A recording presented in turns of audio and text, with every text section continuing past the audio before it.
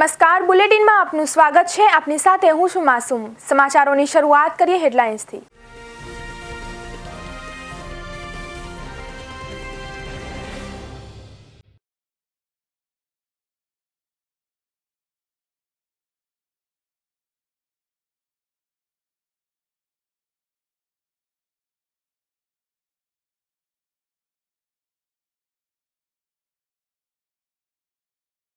સૌરાષ્ટ્ર અને ઉત્તર ગુજરાતમાં આજે માવઠાની આગાહી। આગામી 3 દિવસમાં લઘુત્તમ તાપમાન 3 ડિગ્રી ઘટશે। ઠંડીમાં વધારો થશે। માવઠાને કારણે કપાસ અને મગફળીના પાકને નુકસાનની ભીતિ। પીએમ મોદી આજે વારાણસીથી દેશવાસીઓ માટે ₹64,000 કરોડની હેલ્થ ઇન્ફ્રા સ્કીમ લોન્ચ કરશે। આ યોજના રાષ્ટ્રીય સ્વાસ્થ્ય મિશન ઉપરાંત હશે।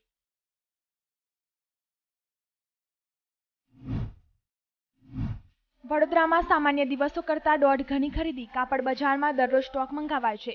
ઇલેક્ટ્રોનિકમાં લાભ પાંચમ સુધીના બુકિંગ।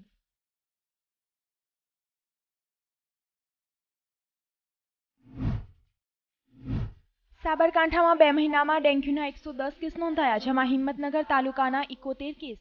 ગત વર્ષે ઓક્ટોબર મહિનામાં ડેન્ગ્યુનો એક પણ કેસ નોંધાયો ન હતો।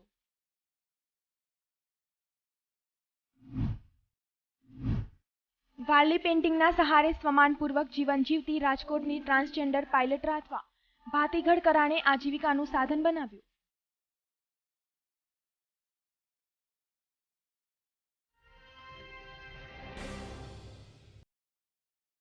રવિવારે પોતાના રેડિયો કાર્યક્રમ મન કી બાતમાં પ્રધાનમંત્રી નરેન્દ્ર મોદીએ કહ્યું કે 7 વર્ષના સમયગાળામાં મહિલા પોલીસ કર્મીની સંખ્યા બમણી થઈ ગઈ છે। 2014માં જ્યાં તેમની સંખ્યા 1.5 લાખ જેટલી હતી, તો બીજી તરફ 2020 સુધીમાં તેમાં બમણો વધારો થયો છે। આ સંખ્યા હવે 2.15 લાખ સુધી પહોંચી ગઈ છે। પ્રધાનમંત્રીએ કહ્યું કે એવી ધારણા બની ગઈ હતી કે સેના અને પોલીસ જેવી સેવા માત્ર પુરુષો માટે જ હોય છે। હવે એવું નથી રહ્યું। Bureau of police research and ડેવલપમેન્ટના આંકડા મુજબ છેલ્લા 7 વર્ષમાં મહિલાઓની સંખ્યા બમણી થઈ ગઈ છે।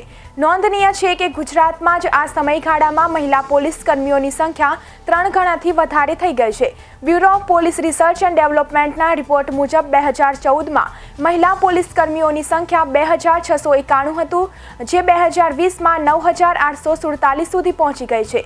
2014માં રાજ્યમાં મહિલા પોલીસ કર્મીઓનું પ્રતિનિધિત્વ માત્ર 3.64% હતું અને સમગ્ર દેશમાં સરેરાશ 6.11% પ્રતિનિધિત્વ હતું, તો બીજી તરફ 2020ના રિપોર્ટ રાજ્યમાં પ્રતિનિધિત્વ 11.71% થઈ ગયું છે, જ્યારે દેશની સરેરાશ 10.30% છે। દિવાળી પર સુરતથી ગોવા માટે જાહેર કરવામાં આવેલી 3 સ્પેશિયલ ટ્રેનો પેક થઈ ચૂકી છે। 3 ટ્રેનના તમામ ક્લાસમાં વેઇટિંગ આવી રહ્યું છે। આ વખતે સુરતથી ગોવા જનારા લોકોની નોંધપાત્ર સંખ્યા છે। ગત વર્ષે કોરોનાને લીધે ટૂરનો ધંધો ઠપ હતો, તો આ વખતે ટ્રેન, બસ ઉપરાંત ફ્લાઇટ મારફતે ગોવા જનારાની સંખ્યા વધી જતાં ફ્લાઇટનું ભાડું 12,000ને પાર થઈ ગયું છે। 2 તારીખે સુરત થઈ ગોવા જતી ભાવનગર કોચુવેલી એક્સપ્રેસમાં વેઇટિંગ છે। આ જ રીતે Surat Karmali special festival express અને ઋષિકેશ કોચુવેલી સ્પેશિયલ ટ્રેનમાં પણ વેઇટિંગ છે। ફ્લાઇટની વાત કરીએ તો 3 નવેમ્બરે સુરતથી ગોવા જનારી ફ્લાઇટમાં ડિમાન્ડ વધતા 3 તારીખની ફ્લાઇટનું ભાડું 12,000ની પાર થઈ ગયું છે। અન્ય શહેરની ફ્લાઇટનું ભાડું પણ 8,000ને પાર કરી ગયું છે। હરિદ્વાર લક્સર સ્ટેન્ડમાં કામ ચાલી રહ્યું હોવાથી 27મીની બાંદ્રા ટર્મિનસ હરિદ્વાર સ્પેશિયલ હજરત નિઝામુદ્દીન પર શોર્ટ ટર્મિનેટ કરાશે, તો 28મીની હરિદ્વાર બાંદ્રા ટર્મિનસ સ્પેશિયલ હજરત નિઝામુદ્દીનથી ઉપડશે।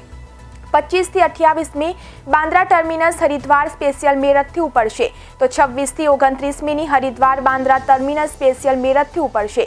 26મીની વલસાડ હરિદ્વાર હઝરત નિઝામુદ્દીન પર શોર્ટ ટર્મિનેટ કરવામાં આવશે, તો 27મીની હરિદ્વાર વલસાડ સ્પેશિયલ હરિદ્વારને બદલે હઝરત નિઝામુદ્દીનથી ઉપડશે।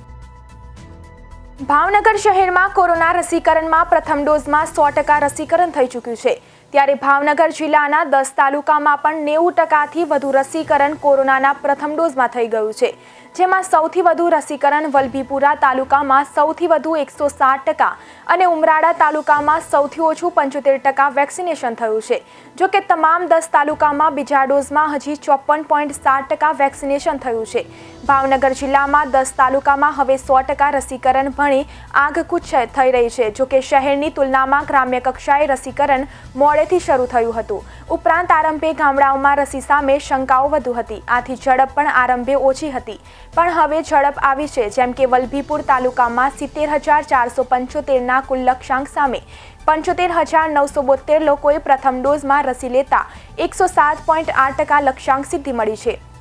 જ્યારે ઉમરાળા તાલુકામાં કુલ લક્ષ્યાંક 78,447ના લક્ષ્યાંક સામે 59,121 લોકોએ રસી લેતા ટકાવારી હજી 75.4% આંબી છે. ઉત્તર ગુજરાતનું વાતાવરણ અનુકૂળ બનતા 15મી ઓક્ટોબરથી શિયાળુ વાવણીનો પ્રારંભ થઈ ચૂક્યો છે. કૃષિ વિભાગ આગામી સપ્તાહથી વાવણીના આંકડા એકત્રિત કરવાનું શરૂ કરશે, પરંતુ તે પહેલા આ શિયાળુ સિઝનમાં 10.74 લાખ હેક્ટર જમીનમાં વાવણી થવાનો અંદાજ છે, જે ગત વર્ષ કરતાં ઓછો છે, જેમાં પિયત કારણભૂત બની શકે છે. મહેસાણા જિલ્લામાં ગત વર્ષે શિયાળુ સિઝનમાં 1.88 લાખ હેક્ટર વાવેતર સામે આ સિઝનમાં 1.71 લાખ હેક્ટરનો અંદાજ છે, એટલે કે 17,000 હેક્ટર ઓછું વાવેતર થવાનો અંદાજ છે. એ જ રીતે પાટણ જિલ્લામાં ગત વર્ષના 1.88 લાખ હેક્ટરની સામે આ વર્ષે 1.77 લાખ એટલે કે 11,000 હેક્ટર ઓછું વાવેતર અંદાજાયું છે.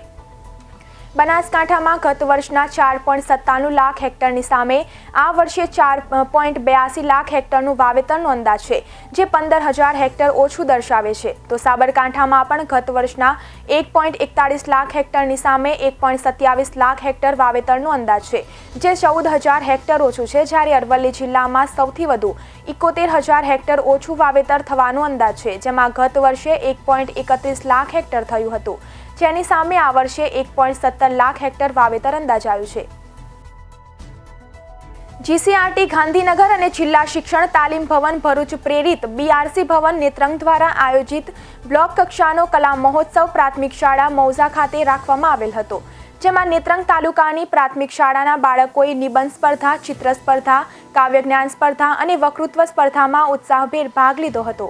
બાળકોને પ્રોત્સાહિત કરવા માટે સ્ટેશનરીની 2 કીટ, કંપાસ અને 2 નોટબુક આપવામાં આવી, જેમાં અતુલભાઈ પટેલ દ્વારા 36 કંપાસ આપવામાં આવ્યા. વિજેતા તથા ભાગ લેનાર બાળકોની બીઆરસી કો-કોર્ડિનેટર હિરેનભાઈ પટેલ દ્વારા ઇનામ અને સન્માનપત્ર આપી સન્માનિત કરવામાં આવ્યા હતા. નેત્રંગ તાલુકામાં નિવૃત્ત થનાર 8 શિક્ષકોનું સન્માનપત્ર, સાલ અને નાળિયેર સાકર આપી સન્માન કરવામાં આવ્યું. તો બીઆરસી સીઆરસી ટીમ દ્વારા કરવામાં આવેલ હતું. ચિત્ર સ્પર્ધામાં વિવેકાબેન વસાવા, પ્રાથમિક શાળા ઘાલીબા, નિબંધ સ્પર્ધામાં નિમિક્ષાબેન વસાવા, કાવ્ય જ્ઞાનમાં સ્નેહાબેન વસાવા, પ્રાથમિક શાળા ભાંગોરિયા અને વક્તૃત્વ સ્પર્ધામાં ફલક મુલતાની કન્યા શાળામાં નેત્રંગે પ્રથમ નંબર મેળવેલ છે. જે બાળકોનો સ્પર્ધામાં પ્રથમ ક્રમાંક આવ્યો છે તે બાળકોને જિલ્લા શિક્ષણ તાલીમ ભવન ભરૂચ ખાતે નેત્રંગ તાલુકાનું પ્રતિનિધિત્વ કરનારા માટે જશે. તો આ નેત્રંગ દ્વારા તમામ દાતા અને કાર્યક્રમ સફળ બનાવવામાં મદદરૂપ થનાર તમામ મિત્રોને આભાર માનવામાં આવ્યો હતો. યાત્રાધામ વીરપુરના વાતાવરણમાં પલટો આવ્યો છે. વીરપુરમાં ધોધમાર વરસાદ શરૂ થયો છે.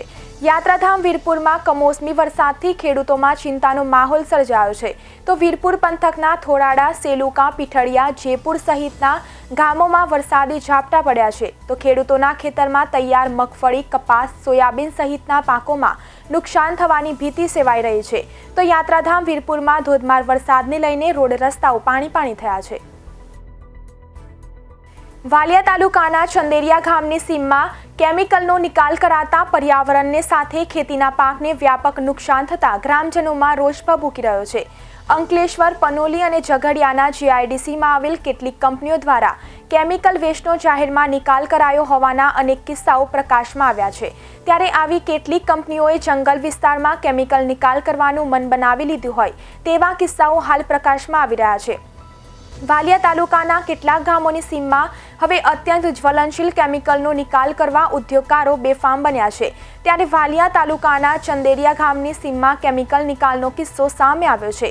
કોઈ બેજવાબદાર ઉદ્યોગ દ્વારા રાતે ગ્રામજનોને ખબર નહીં પડે તે રીતે કેમિકલનો જથ્થો ગામની સીમમાં પસાર થતી ખાડીમાં ખાલી કરી ફરાર થયા હતા, જે કેમિકલના જથ્થાને પગલે જળચર પ્રાણીઓ અને ખેતીના પાકને વ્યાપક નુકસાન થયું હોવાના આક્ષેપો ગામના ડેપ્યુટી સરપંચે કર્યા છે। ત્યારે જવાબદારી ઉદ્યોગ સામે પગલાં ભરવા સાથે જીપીસીબી પણ યોગ્ય કાર્યવાહી કરે તેવી માંગ કરવામાં આવી છે।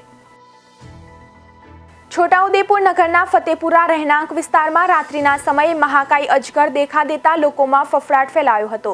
રેસ્ક્યુ કરી સહી સલામત જંગલમાં અજગરને છોડવામાં આવ્યો તો છોટાઉદેપુરના નર્સરી ફતેપુરા રહેણાંક વિસ્તારમાં રાત્રે એક મોટો અજગર દેખા દેતા ત્યાંના રહીશોએ આ અંગે અન્ય લોકોને જાણ કરતા ફળિયાના રહીશો ભેગા થયા હતા અને મહાકાય અજગરને જોતા તમામ લોકોમાં ફફડાટ ફેલાયો હતો। આ અંગે ઉદયપુરમાં સરીસૃપ પકડનારી ટીમના માણસો બોલાવી મહાકાય અજગરને પકડીને જંગલમાં છોડવામાં લઈ જતા રહીશોએ હાશકારો અનુભવ્યો હતો।